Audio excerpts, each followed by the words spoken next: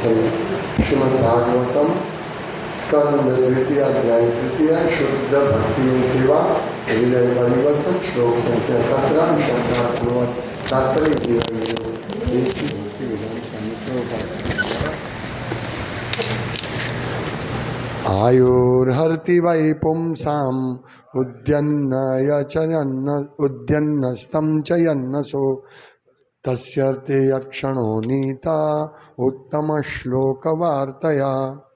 शब्दार्थ आयु उम्र हरति घटाती है वह निश्चय ही पुंसाम लोगों की उद्यन उदय होते अस्तम अस्त होते च भी यन चलते हुए असौ सूर्य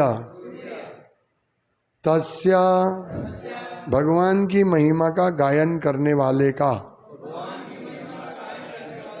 रीते सिवाय यत जिससे क्षण समय नीतः उपयोग किया हुआ उत्तम श्लोक सर्वोत्तम भगवान की वार्तया वार्ताओं में। अनुवाद उदय तथा अस्त होते हुए सूर्य सबों की आयु को क्षीण करता है, किंतु जो सर्वोत्तम भगवान की कथाओं की चर्चा चलाने में अपने समय का सदुपयोग करता है उसकी आयु क्षीण नहीं होती। तात्पर्य यह श्लोक अप्रत्यक्ष रूप से भक्तिमय सेवा को त्वरित करके भगवान से हमारे भूले संबंधों की अनुभूति कराने के लिए मानव जीवन का सदुपयोग करने की महत्ता की पुष्टि करता है। कहा गया है कि काल तथा ज्वार भाटा किसी की प्रतीक्षा नहीं करते, अतएव सूर्योदय तथा सूर्यास्त के द्वारा व्यतीत होने वाला समय व्यर्थ ही बीतेगा यदि उसका उपयोग आध्यात्मिक मूल्यों की पहचान के लिए नहीं किया जाता। जीवन काल के किसी छोटे अंश के नष्ट हो जाने पर कितनी भी स्वर्ण राशि देकर उसकी भरपाई नहीं की जा सकती।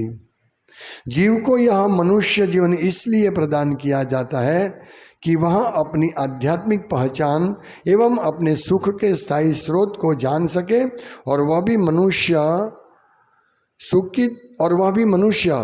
सुख की तलाश में रहता है, क्योंकि सुख जीव की स्वाभाविक अवस्था है, किंतु वह भौतिक परिवेश में व्यर्थी उसकी खोज करता है। जीव वैधानिक दृष्टि से परम पूर्ण का आध्यात्मिक स्फुलिंग है और उसके सुख का अनुभव उसके आध्यात्मिक कार्यों से पूर्णता हो पाता है। भगवान पूर्ण आत्मा है और उसके नाम रूप गुण लीलाएं पार्षद तथा व्यक्तित्व सभी उनसे अभिन्न हैं।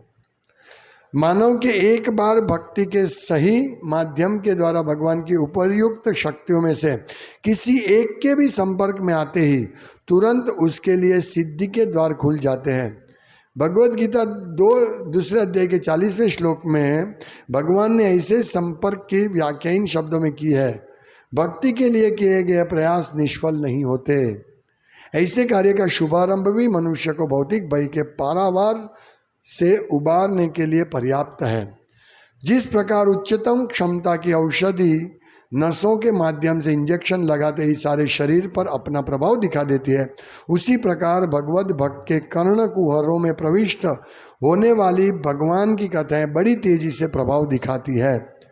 दिव्य कथाओं का श्रवण द्वारा पान करने का अर्थ है पूर्ण अनुभूति। जिस तरह वृक्ष के किसी अंग में फल लगने का अर्थ है पूरे वृक्ष का फलित होना। सुखदेव गोस्वामी जैसे शुद्ध भक्त के संग में की गई यह क्षण मात्र की अनुभूति मनुष्य के संपूर्ण जीवन को सदा के लिए तैयार करती है। इस प्रकार सूर्य शुद्ध भक्त की आयु को चुरा नहीं पाता, क्योंकि भक्त भगवान की सेवा में लगा रहकर अपने जीवन को शुद्ध कर लेता है। मृत्यु शाश्वत जीव के भौतिक संदूषण का लक्षण है, इसी भौतिक संदूषण के कारण जीव जन्म मृत्यु जरा तथा व्याधि के नियमों के अधीन हो जाता है। जैसा कि श्री विश्वनाथ चक्रवर्ती ठाकुर ने उदाहरण दिया है, दान जैसे पुण्य कर्म की भौतिक रीति को संस्कृति स्मृति शास्त्रों द्वारा की गई है। सुपात्र को दान में दिया गया धन अगले जीवन के लिए सुनिश्चित बैंक बचत जैसा है। ऐसा दान ब्राह्मण को दिए जाने की संस्कृति है।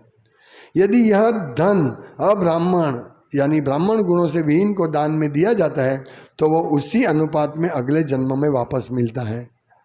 यदि यह धन अर्ध शिक्षित ब्राह्मण को दिया जाता है तो भी वह यह दुगुना होकर लौट आता है। यदि यह धन पूर्णतः योग्य ब्राह्मण को दिया जाता है तो सैकड़ों हजारों गुना होकर वापस मिलता है। किंतु यदि यही धन वेद पारक जिसे सचमुच वेदों के पथ की अनुभूति हो चुकी है को दिया जाता है तो असंख्य गुना होकर मिलता है। वैदिक ज्ञान का चरम लक्ष्य भगवान कृष्ण की अनुभूति है। जैसा कि भगवत गीता में कहा गया है, वेदेश्च सर्वे रहमेव वेद्य। दान में जो भी धन दिया जाता है उसके लौटने की गारंटी है, चाहे उसका अनुपात जो भी हो। इसी प्रकार शुद्ध भक्त की संगति से भगवान की दिव्य कथाओं के श्रवण तथा कीर्तन में बिताया गया एक क्षण भी शाश्वत जीवन या भगवत धाम लौटने की पूरी गारंटी है। मद्धाम गत्वा पुनर्जन्म न विद्यते। दूसरे शब्दों में भगवत भक्त को शाश्वत जीवन की गारंटी रहती है। इस जीवन में भक्त का बुढ़ापा या रोग ऐसे गारंटी युक्त शाश्वत जीवन के लिए प्रोत्साहन मात्र ही है। ओम ज्ञानतिमिरान्धस्य ज्ञानंजन शलाकया चक्षुरुन्मीलितं येन तस्मै श्रीगुरुवे नमः। नाम श्रेष्ठम मनुमपि शचीपुत्रमत्र स्वरूपम रूपम तस्याग्रजामुरुपुरी माधुरीं गोष्ठपतिं राधाकुंडम गिरिवरमहो राधिका माधवा संप्राप्तो यस्य प्रतितो कृपया श्रीगुरुं तं नतोऽस्मि। वंद्यहं श्रीगुरु श्रीयुतपदकमलं श्रीगुरुन् वैष्णवांश्च श्रीरूपं साग्रजातं सहगण रघुनाथान्वितं तं सजीवं साद्वैतं सावधूतं परिजनसहितं कृष्णचैतन्यदेवं श्रीराधाकृष्णपादान् सहगण ललिता श्रीविशाखान्वितांश्च। हरे कृष्ण कृष्ण कृष्ण हरे हरे, हरे राम राम राम हरे हरे। हरे कृष्णा। बहुत प्रसिद्ध श्लोक, प्रभुपाद इसका बहुत बार उदाहरण करते हैं और ये श्लोक वास्तव में हमको प्रोत्साहन देते हैं। जो भक्त साधक है उनके लिए बहुत महत्वपूर्ण श्लोक है, उसको उत्साह देते हैं ये श्लोक। क्योंकि प्रभुपाद कहते हैं कि हाँ, यह श्लोक अप्रत्यक्ष रूप से भक्तिमय सेवा को त्वरित करने के लिए, फास्ट भगवान से हमारे मूल संबंधों की अनुभूति कराने के लिए मानव जीवन का सदुपयोग करने की महत्ता की पुष्टि करते हैं। यानी ये जैसे तैसे मनुष्य जीवन मिला है, अभी सोचिए श्लोक पढ़ के हम और कोई कार्य नहीं करेंगे, क्योंकि महत्ता क्या है मनुष्य जीवन की। इस श्लोक में समझाते हैं कि तस्यर्थे यत क्षणो नीता, उनके सिवा मतलब आयुर्हर्ति वही पुंसाम, वो मनुष्य की आयु हरण हो जाती। किसकी? कैसे? उद्यन्नस्तम चयन्नसौ, उदय होते हैं और अस्त होते हैं। क्या? नस असौ, सूर्य।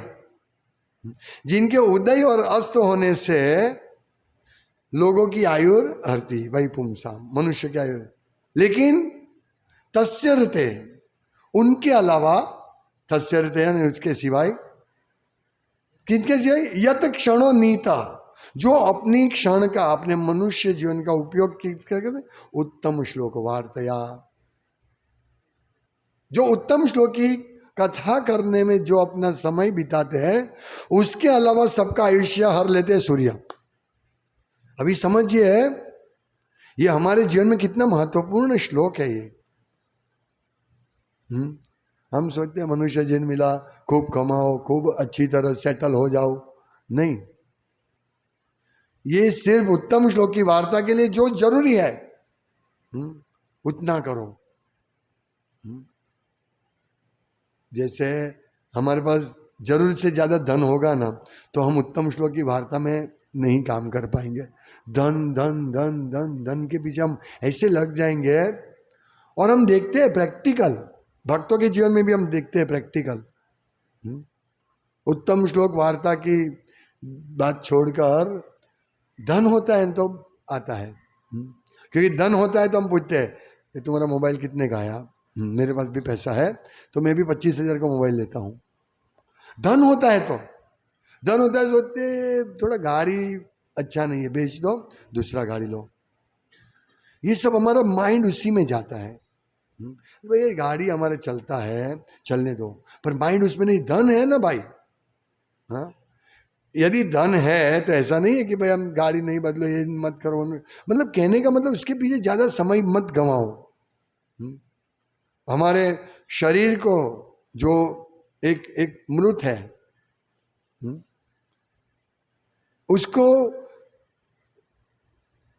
उसको सुशोभित करने के पीछे मत दौड़ो।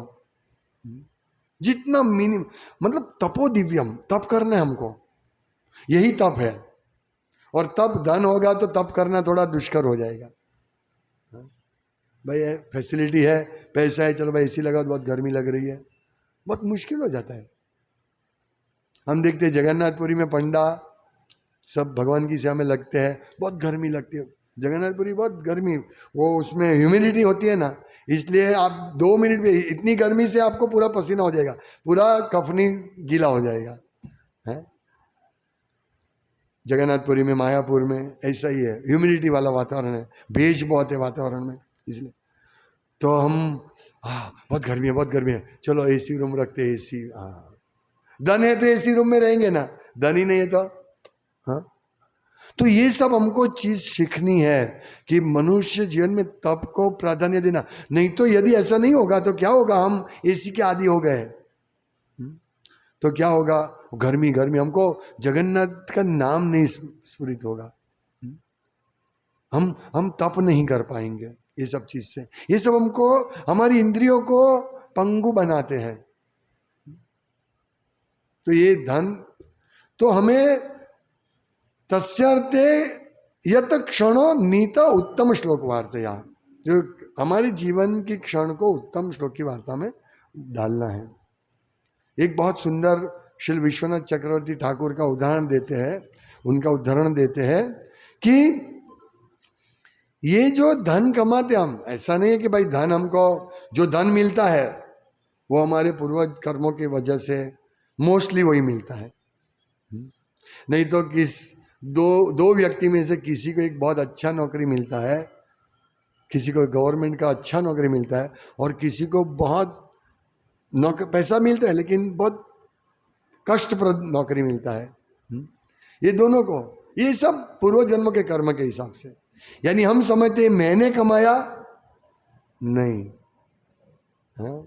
तो ये दान जो है, जो कल आपने प्रश्न पूछा कि भाई दान घमंडी धनी होते हैं तो उसको धन का घमंड होगा, इसीलिए वो धन का दान करेगा तो उसकी ये जो क्या बोलते हैं उसका अहंकार कटेगा। ये दोनों रीत है, मतलब दो सही भी है गलत भी है, क्योंकि कैसी हमारी चेतना है उसके ऊपर निर्भर है। सबसे पहले तो हम क्या समझते कि दान, ये धन किसका है, ये पहले समझना है। ये धन मेरा नहीं है। यदि मैं समझे मैंने मेहनत करके कमाया, मैं दिन रात मेहनत करता हूँ और ये धन कमाया और मैं देखो भगवान की सेवा में लगा रहा हूँ, तो ये भी अहंकार इसमें उत्पन्न होगा, मैं सेवा दे रहा हूँ। इसकी जगह अगर हमारी चेतना ये हो, ये धन मेरे इसमें नसीब में आया है, मैंने कोई ऐसा बड़ा काम नहीं किया है, लेकिन ये धन मुझे भगवान की सेवा में लगाना चाहिए, तो इससे अहंकार कटेगा कि ये मेरा नहीं है। अहंकारी है तो मैं और मेरा, हम ममेति, यही तो अहंकार है। तो धन देने से, दान देने से भी अहंकार बढ़ेगा। अभी हम देखते हैं कभी कभी बड़े लोग इस्कॉन मंदिर में दान देते हैं, देखो मेरा नाम पहले वो मैंने दान दिया है, ये अहंकार बढ़ता है। हालांकि ये अहंकार भी ठीक है, मतलब कि कम से कम उसने कृष्ण सेवा में दान तो दिया, फिर धीरे धीरे धीरे ये अहंकार कटेगा, ये अहंकार अवश्य कटेगा दान देने से। लेकिन वो किसको दान दिया जाता है वो महत्वपूर्ण है। हम चाहते हैं कि हम 1 रुपया किसी को दे, उसको हमें पूरा ये मिलना चाहिए, मारवाड़ी बुद्धि। 1 पाई का हमको ये मिलना चाहिए, वर्तर क्या बोलते हैं उसको, वसूली होनी चाहिए। 1 रुपया में मैं आपको दूं, वसूली होनी चाहिए। ये बुद्धि सही बुद्धि है। इसीलिए भगवत गीता पढ़ के हम समझ सकते हैं कि दान किसको देना चाहिए। वो एक भी एक महत्वपूर्ण पॉइंट है। यदि योग्य व्यक्ति को दान दिया जाए, यहाँ 4-5 उदाहरण दिए हैं कि किसको दान देने से वो हमारा मनी लौटता है। ये क्यों दिया है वो भी मैं समझाऊंगा, ये उदाहरण क्यों दिया है। कहते हैं सुपात्र को दान में दिया गया धन अगले जीवन के लिए सुनिश्चित बैंक बचत जैसा है। अगले जीवन ये जन्म भी हो सकता है और अगला जीवन मतलब भविष्य में दूसरा जन्म भी हो सकता है। ऐसा दान ब्राह्मण को दिए जाने की संस्कृति है। यदि यह धन अब्राह्मण ब्राह्मण गुणों से विहीन को दान में दिया जाता है तो वह उसी अनुपात में अगले जन्म में वापस मिलता है। यानी ब्राह्मण कुल में जन्म लिया है, वो जानता नहीं उसमें गुण नहीं, ब्राह्मण के गुण, उसको दान दिया। जैसे हम देखते हैं बहुत सारे मंदिरों में ऐसा होता है, ब्राह्मण के गुण नहीं है, सत्य प्रतिष्ठा, ब्रह्म कर्म स्वभावजम, शमो दमो तपो तितिक्षा आर्जवम शांति रेव में आस्तिक्यम, ब्रह्म कर्म आस्तिक्यम। आस्तिक्यम मीन भगवान कृष्ण में श्रद्धा, आस्तिकता।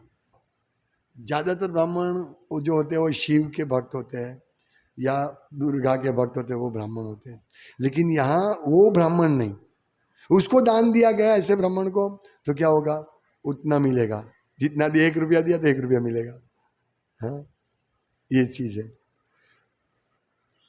हाँ, यदि यह धन अर्ध शिक्षित ब्राह्मण को दिया जाता है तो यह दुगुना होकर लौटा है, डबल मिलता है, 1 का 2।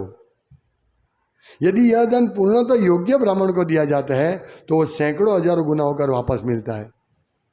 यानी एक वो जो दान की आशा नहीं रखते वो ब्राह्मण, उसको दान की आशा नहीं है, धन की आशा नहीं है।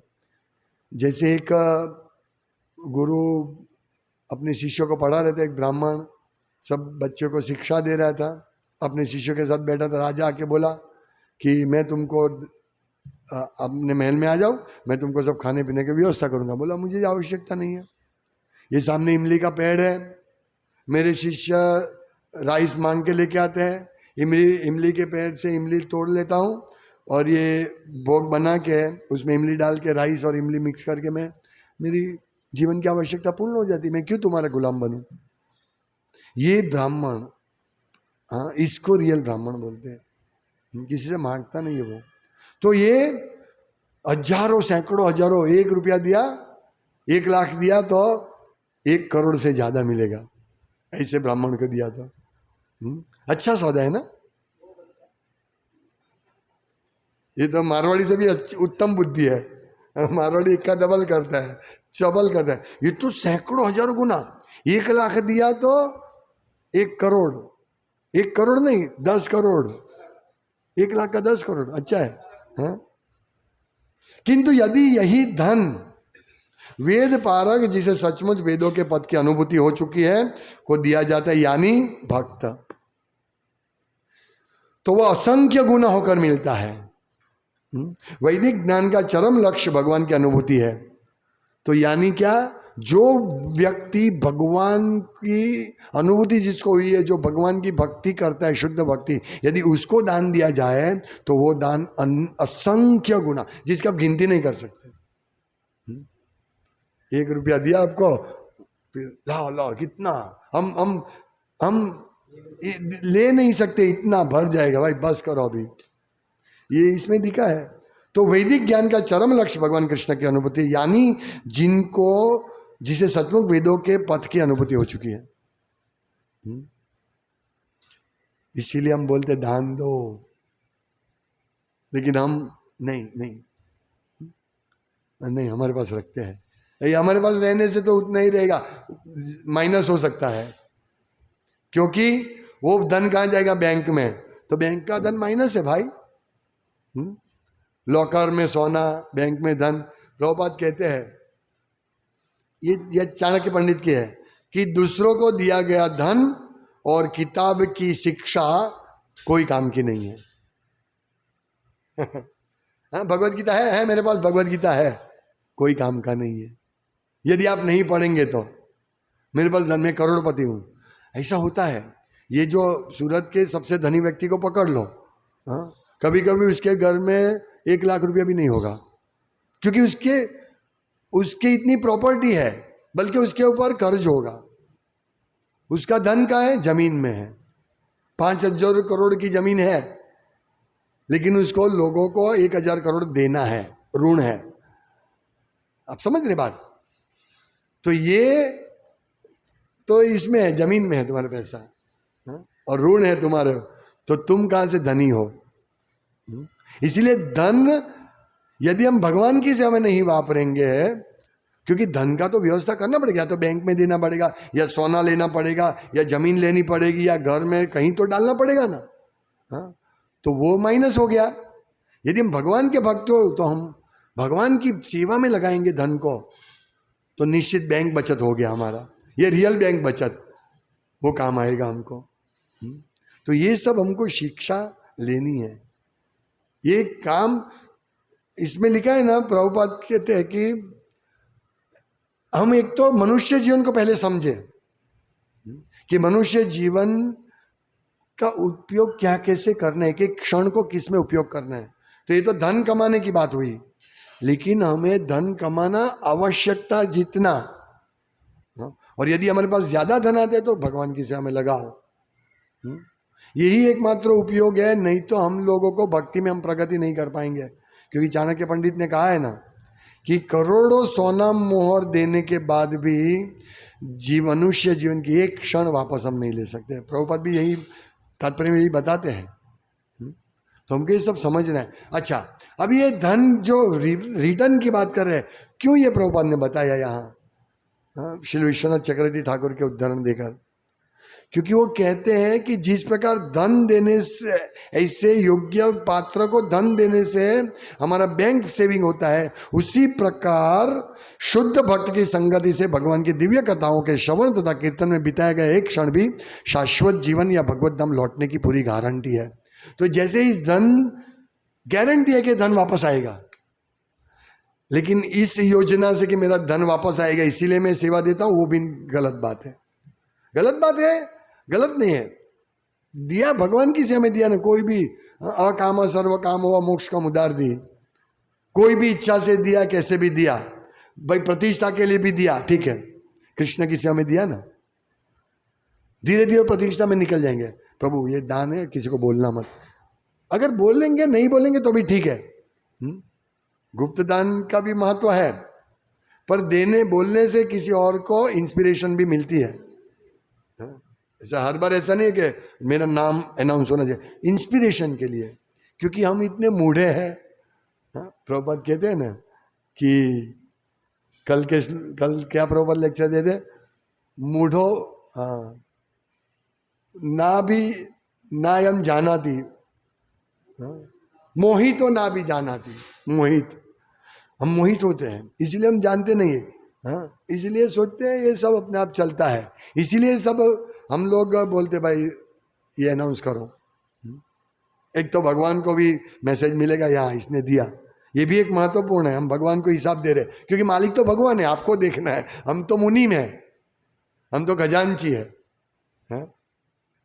लोगों का पैसा आया, हमने हिसाब आपको दे दिया, अभी आपको जो करने हो करो। हम तो मुनीम है। हाँ, नहीं दोनों चीज है ना, एक तो प्रेरणा भी मिलती है कि नहीं देना चाहिए, और दूसरा भगवान को रिपोर्ट कर रहे हम कि देखिए भगवान ये भक्त ने आपके लिए सेवा दी है, ये यस बिल्कुल बिल्कुल। मैं तो ये बोलता हूँ कि अनाउंस करने से यदि थोड़ा अहंकार भी आता है तो क्या है, वो अहंकार निकल जाएगा। धीरे धीरे धीरे भगवान की कृपा से निकल जाएगा। इसीलिए उसमें कोई गलती नहीं है, गलत नहीं है, अनाउंस करने से कोई ये नहीं है। कम से कम कृष्ण की समय दिया ना, भक्तों को दिया, हाँ, तो ये अनेक गुना होके आएगा। आप बोलना उनको, अनेक गुना आप सेविंग कर रहे, जो भी दे रहे वो सेविंग कर रहे। 1000 दे रहे, 1 करोड़ आ सकता है, असंख्य। हाँ, अनाउंस करेंगे, वो कोई प्रॉब्लम। पर कहने का मतलब ये गारंटी है। ऐसे ही प्रभुपाद कहते, वैसे ही जो व्यक्ति भगवान की दिव्य कथा के श्रवण कीर्तन में अपना समय को निकालता है, अपने समय को देता है, हाँ, वो एक क्षण भी यदि देता है तो उसे शाश्वत जीवन या भगवत धाम जानने की, लौटने की गारंटी है। जैसे दान दिया गया तो गारंटी अनेक गुना होगा, इसी प्रकार श्रवण कीर्तन करने से ये गारंटी है, प्रभुपाद कहते हैं कि वो भगवत धाम लौटेगा। तभी सोचिए, हम सब भगवत धाम की एयरलाइंस में बैठे हैं, फ्लाइट में,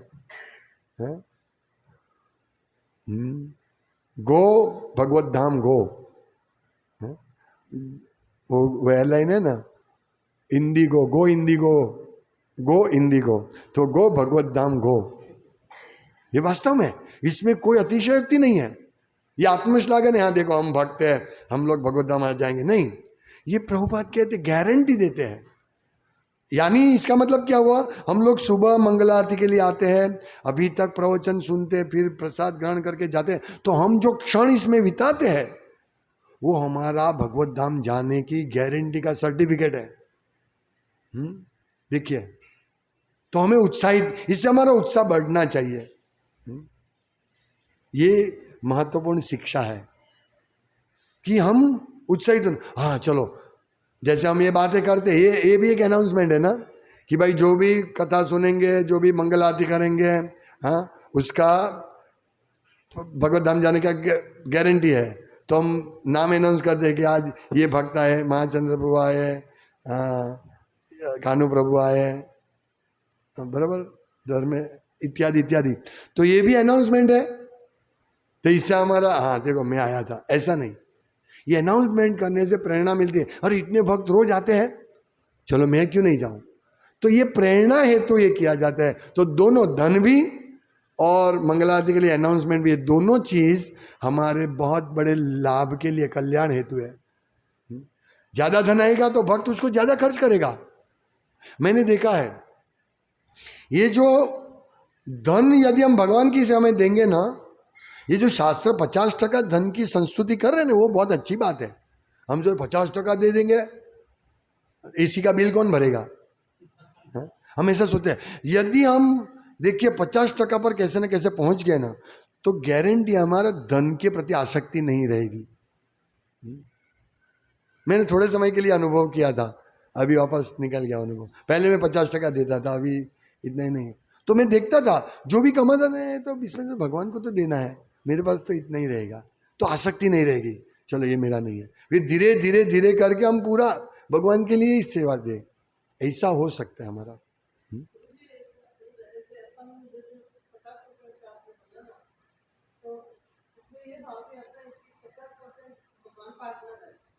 हाँ हाँ हाँ, यस।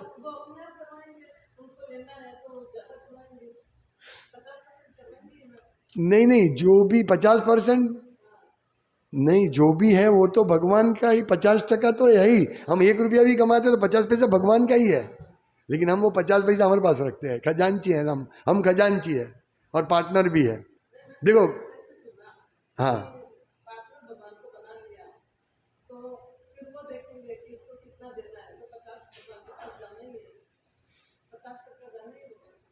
हाँ, नहीं नहीं, देखिए आज मैं 1 लाख कमाता हूँ, 50,000 भगवान के लिए निकाला, हाँ तो ठीक है, ये निकाला। फिर 2 लाख कमाया तो मैंने सोचा अभी भगवान को इतना क्यों दूं। या मैं ऐसा सोचता हूँ कि आज मैं 1 लाख रुपए कमाया, तो ये 1 लाख है, भगवान मुझे 2 लाख कमा के देंगे, तब मैं 1 लाख दूंगा भगवान को। आप समझ रहे हैं? जब 1 लाख कमाता था तब भगवान नहीं, वो पार्टनर है ही उसमें भी, 1 लाख में भी। पर मैं सोचता हूँ नहीं, 2 लाख आएगा तो मैं 50,000 लाख भगवान को दूंगा। पर जब 2 लाख आएगा तो वो बुद्धि क्या वापरेगा? देखो 1 लाख तो मैं कमाता था, अब ये 1 लाख और कमाई भगवान ने की, तो इसमें से भगवान का पार्ट मैं सिर्फ 50,000 भगवान को दूंगा, 50,000 मेरा, तो 2 लाख में मैं 1.5 लाख मेरा निकालूंगा, 50,000 भगवान में निकालूंगा।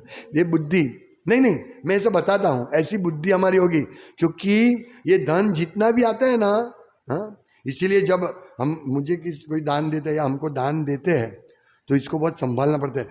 हाँ, ये मेरे पास है, मेरा, हाँ, इसमें से मैं थोड़ा बहुत 100-200 रुपया ले लूँ, क्या फर्क पड़ेगा, कौन देखेगा? हाँ, ये दान आता है, धन आते हैं, बहुत सावधान होना चाहिए। इसीलिए प्रभुपाद कहते हैं जैसे ही धन आया 1 पैसा भी अपनी सेवा में नहीं लगाना है, हाँ, क्योंकि बहुत रुपया आता है। तो ये धन आया तुरंत भगवान की सेवा में है।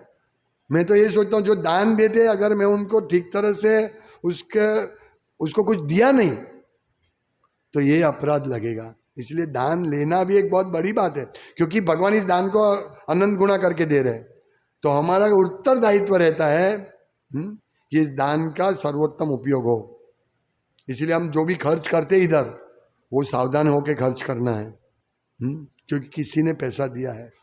हाँ, इसलिए वो जो थाली सब यूज नहीं होती है, तो मेरा बहुत हृदय में दुख होता है कि जिसने थाली का डोनेशन दिया, थाली हम यूज नहीं कर पाते हैं, पूरा थाली। तो ये हमको एक एक चीज को ध्यान में रखना है। बहुत सारी डिटेल में हम समझ सकते हैं, पर एक बात है, भगवान की सेवा में धन देने से बड़ा लाभ है, गारंटी है कि हमको अनेक गुना, असंख्य गुना धन मिलेगा। और दूसरा बात यह है कि भगवान की कथा का श्रवण कीर्तन करने से, भक्ति करने से हमारा भगवत धाम जाने का गारंटी है, गारंटी, इसमें कोई शंका नहीं है। जो व्यक्ति इधर आएगा शुद्ध भक्ति का ये करेंगे। बाकी क्या होता है, माया इतनी प्रबल है कि भक्तों का संग होता है, फिर भक्तों के संग से धीरे धीरे लाभ पूजा प्रतिष्ठा होता है, और वो अपने कनेक्शन को तोड़ देता है।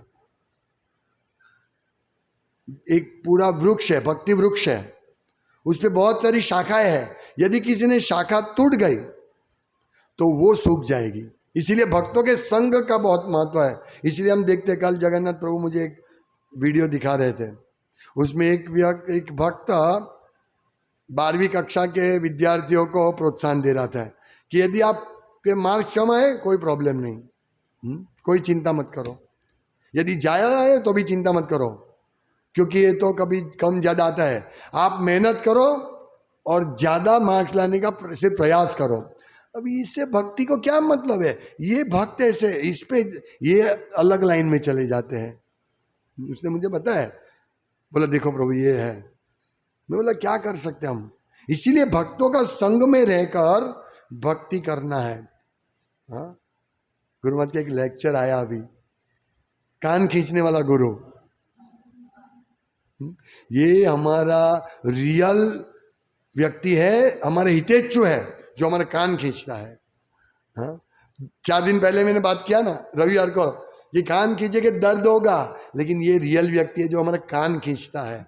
नहीं तो हम 25 साल तक भक्ति करते रहेंगे, भक्ति इस्कॉन में रहेंगे, माला करते रहेंगे, और 26वें साल में मालूम पड़ेगा कि मैं तो कुछ समझा ही नहीं हूँ कृष्ण भक्ति।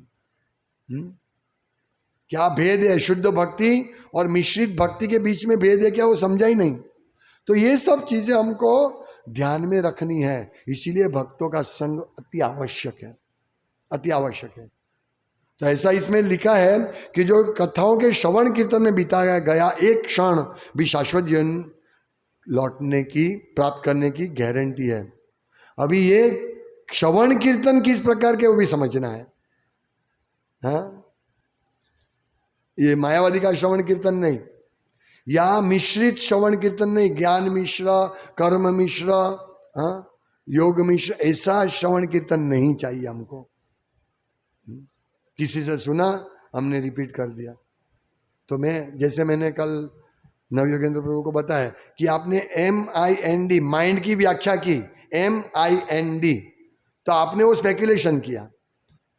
नहीं, हमें जो भी चीज है शास्त्र के माध्यम से, गुरु के माध्यम से आचार्यों के माध्यम से समझना है। और आचार्यों को भी हम नहीं समझ सकते यदि प्रभुपाद के माध्यम से नहीं समझा जाए तो, इसमें भी हम गलती कर सकते हैं। इसीलिए एक एक चीज को अभी मैं कुछ भी प्रवचन दूं और जब कोई मुझे पॉइंट आउट नहीं करेंगे तब तक मुझे मैं तो सब सही कर रहा हूँ, सही बोल रहा हूँ। इसीलिए आप लोग भी जब मेरे को ऐसा वीक पॉइंट है, मैं कुछ गलत बोला तो आप तुरंत क्वेश्चन करना चाहिए आप लोगों को। इतना बुद्धिशाली आपको भी होना चाहिए और मुझे भी होना चाहिए कि भाई ये नहीं नहीं नहीं, रुको रुको प्रभु आप ये बोल रहे हैं, इसमें नम्रता से, ऐसा नहीं कि चैलेंज से, लेकिन पूछना चाहिए। तद विधि प्रणिपाते न परिप्रश्न न सेवया, प्रश्न करने चाहिए।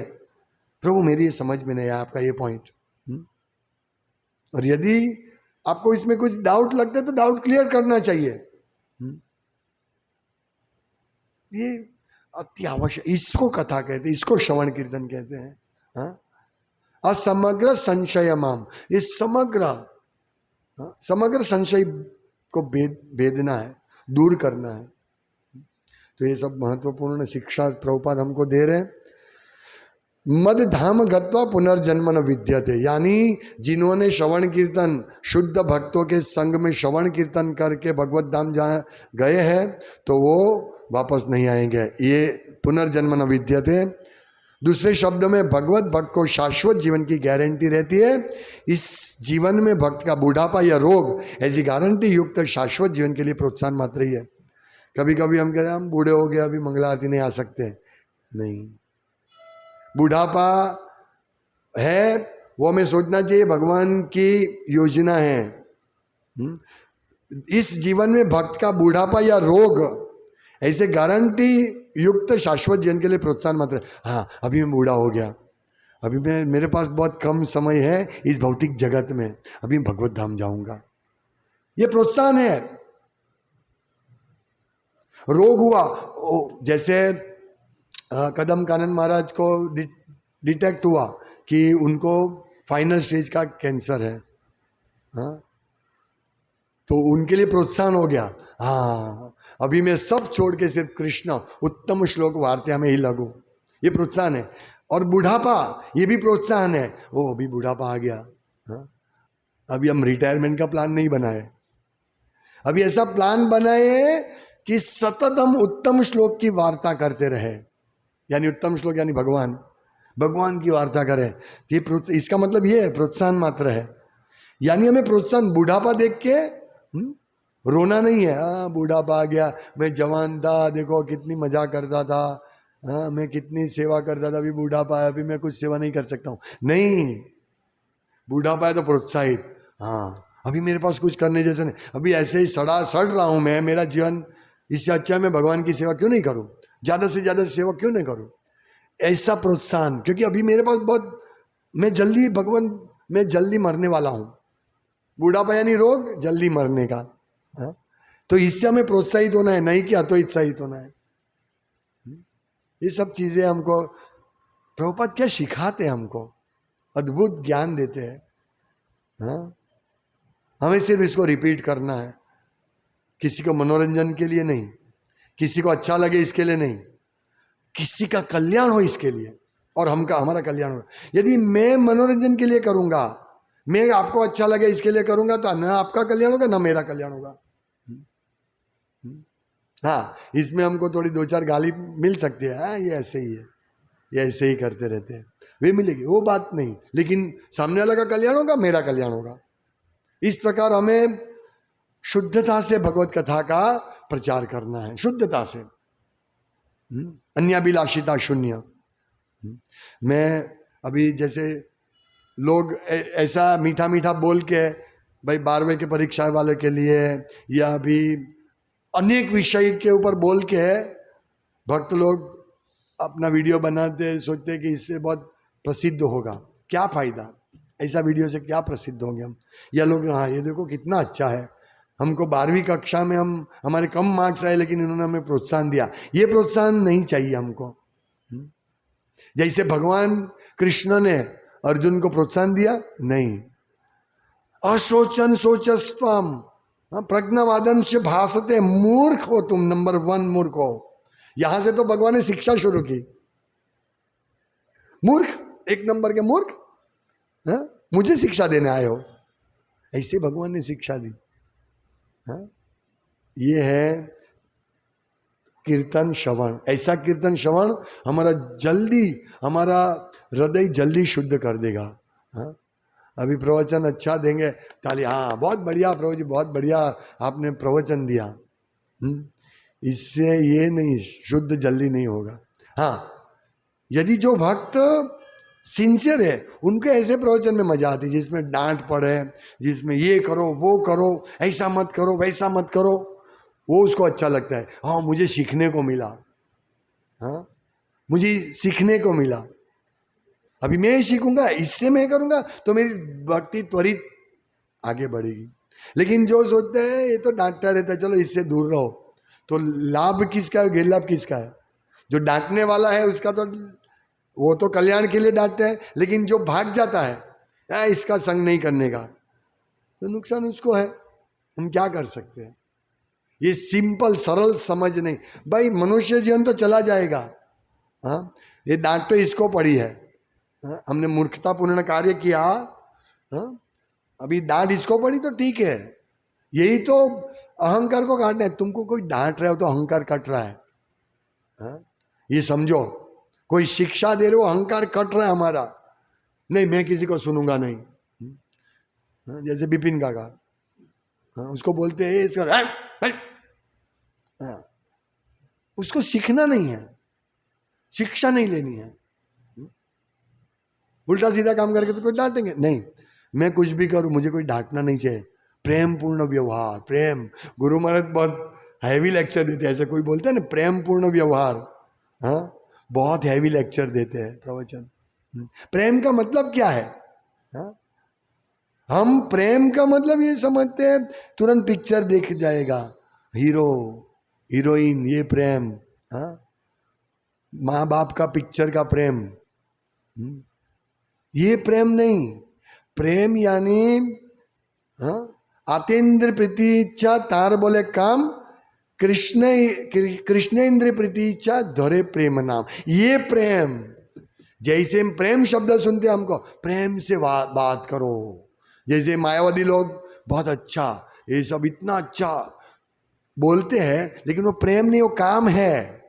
उसके मन में तो यही रहता है, ये कथा खत्म होने के बाद मुझे 1 लाख रुपया 1 करोड़ रुपया मिलने वाला है, तो उसको प्रेम नहीं, वो काम है। कृष्ण का नाम लो, हाँ आपको जो करना है वो करो, लेकिन कृष्ण का नाम लो। ले लगा, हाँ देखो कितना अच्छा प्रेम से बोल रहे हैं। और यहाँ इस्कॉन वाले लोग 4 नियमों का पालन करो, हाँ ये करो, सुबह जल्दी उठो, माला ठीक तरह से करो। क्यों माला करते हो, बात करते हो? इस्कॉन वाले को प्रेम नहीं है। अभी आप मुझे बताओ प्रेम कौन सा है? ये प्रेम है कि वो प्रेम है? जो दिखता है प्रेम प्रेम प्रेम, हाँ? अरे ये सब, ये वो जो मायावती के पास जाओ, उसके पास बात भी नहीं कर सकेंगे आप। मुझे मिलना है मुरारी बापू को, हाँ? तो उसको आप मिलने नहीं दिया जाएगा। 1 लाख रुपया दो, मिलने देंगे। ये प्रेम, ये समझना है हमको। प्रेम पूर्वक प्रेम क्या है वास्तव, पहले प्रेम की परिभाषा तो समझो। कृष्ण इंद्र प्रीति वांछा तार बोले, अरे कृष्ण इंद्र प्रीति इच्छा धोरे प्रेम नाम। कृष्ण की सेवा के लिए जो मेरी इच्छा है, वो उसको प्रेम बोलते हैं। तो सबसे पहले हम भक्तों को प्रेम क्या शब्द है उस सीखना है, प्रेम, नहीं तो काम हो जाएगा। हाँ? ये सब शिक्षा कठिन शिक्षा है। भगवत धाम जाना इजी थोड़ी है। हाँ? ये मायावादी लोग भगवत धाम जाएंगे, बहुत प्रेम की बात करते हैं। हाँ? बूढ़े माँ बाप को संभालो, ये करो वो करो। वो अपने बूढ़े माँ बाप को नहीं संभालेगा, अपने को शिक्षा देगा। हाँ? लेकिन जो भक्त है, कृष्ण को प्रेम करते हैं ना, वो अपने बूढ़े माँ बाप को बहुत अच्छी 1000 गुना प्रेम करेगा, क्योंकि वो सोचेगा ये मेरी सेवा है, इन्होंने मुझे भगवान को प्रेम करने के लिए शरीर दिया है, तो मेरे माँ बाप को मैं अच्छी तरह रखूं। ये अपने आप रखेगा। हाँ? भक्त में देवता का गुण होता है, इसलिए अपने आप माँ बाप को अच्छी तरह रखेगा, उसको स्पेशल ट्रेनिंग नहीं देनी पड़ेगी। हाँ, उसको अपने आप दया थी। तो दया शब्द, प्रेम शब्द जो मायावादी का बहुत फेमस है, दया करो, भूखे पर दया करो। लेकिन भक्त को तो सब पे दया आती है। जैसे प्रभुपाद अमेरिका गए, बड़े बड़े धनी के पुत्र को देखकर उनके आंखों में से आंसू आ गए। ये रियल दया है। तो दया, प्रेम, ये मायावादी का बहुत अच्छा, गुरुमान ने बहुत सारा इसके ऊपर प्रवचन दिया है, बहुत प्रवचन है। तो हमें समझना चाहिए दया क्या है, प्रेम क्या है। हाँ, तो ऐसा नहीं कि जो प्रेम वाला कभी हाथ जोड़ के, ऐसा नहीं कि हर बार डांट के ही समझाओ, नहीं, हाथ जोड़ के भी समझाना है, लेकिन जरूरत पड़े तो डांट भी चाहिए, सोटी भी दिखानी पड़ेगी, वो सांप की तरह। वो सांप सबको डंसता था, तो नारद मुनि ने बोला नहीं तुम डंसो मत, हाँ ऐसा मत, नहीं किसी ने बोला तुम डंसो मत, तो वो नहीं डंसता था। तो सांप को देख के लड़के लोग उसको पत्थर मारते थे। तो सांप ने नारद मुनि को पूछा कि अभी ये देखो ये मुझे पत्थर मारते हैं, मैं उसको डंसता नहीं। तो बोला तुम फुफाड़ा दिखाओ। ऐसा फुफाड़ा दिखाना चाहिए ताकि कुछ महत्व रहे। सांप है, हाँ वो गुरु है, वो गुरु कुछ बोलेगा इसको, नहीं तो हम ठीक है, हाँ गुरु ने बोला मैंने सुना निकाल दिया, ऐसा हो जाता है। एनीवे बहुत सारी शिक्षा है, हमारे पास समय बहुत कम है। शिक्षाएं चलती रहेगी, हर रोज प्रतिदिन प्रतिक्षण चलती रहेगी, और ये शिक्षा से हमारा कल्याण हो, 1% भी कल्याण होगा ऐसी शिक्षा से। ऐसा नहीं कि हम ऐसे बैठे हैं, बहुत टाइम दे रहे हैं हम, कुछ नहीं फायदा होगा, नहीं, गारंटी। इसीलिए यहाँ जो प्रवचन देते हैं उसको अच्छी तरह तैयारी करके शिक्षा देनी है, सिद्धांत को समझ के शिक्षा देनी है। हाँ, किसी को प्रसन्न करने के लिए नहीं। यानी ये यहाँ कोई आए और भाई इधर बैठे राजेश प्रभु बैठे तो उनका थोड़े प्रशंसा कर दो, राजेश प्रभु खुश हो जाएंगे, ये प्रकार से नहीं। ये यहाँ बैठे जवाबदारी है, हाँ, राजेश प्रभु को पसंद करने के लिए नहीं, इससे काम नहीं बनेगा। हमें तत्व को प्रस्तुत करना है, तत्व को प्रस्तुत करना है। तो इसीलिए बहुत भारी ये जो व्यासासन है बहुत भारी, बहुत हैवी है। इसी हाँ, ऐसे हम नहीं बैठ सकते हैं। मैं भी बैठा हूँ पर इतना योग्यता नहीं है, पर कम से कम प्रयास करता हूँ कि प्रभुपाद की शिक्षा को पहुँचाऊँ लोगों तक। इसलिए यहाँ जो बैठे सबको यही भाव रहना चाहिए कि हम प्रभुपाद की शिक्षा को एज इट इज दे, उसको गढ़मथल नहीं करें। प्रेम शब्द, दया शब्द को गढ़मथल नहीं करें। हरे कृष्णा। श्रीमद् भागवतम की जाय, श्रील प्रभुपाद की जाय। वाञ्छाकल्पतरुभ्यश्च कृपा सिन्धुभ्येव च पतितनं पावनेभ्यो वैष्णवेभ्यो नमो नमः। दन्ते निधाय तृणकं पदि